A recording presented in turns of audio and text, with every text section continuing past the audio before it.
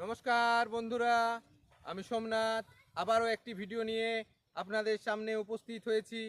আজকে প্রথমে আপনাদেরকে দেখালাম যে বিলাতির গাছগুলো কুঁকড়ে গেছে, পাতাগুলো একদম কুঁকড়ে জড়ো হয়ে গেছে। সেক্ষেত্রে আপনারা কি ওষুধ দেবেন, তা ক্ষেত্রে আরেকবার আমি বলবো, সেক্ষেত্রে কুঁকড়োনো গাছগুলো তোমরা একবার দেখাও তো, যে গাছগুলো কুঁকড়ে গেছে সেগুলো দেখাও।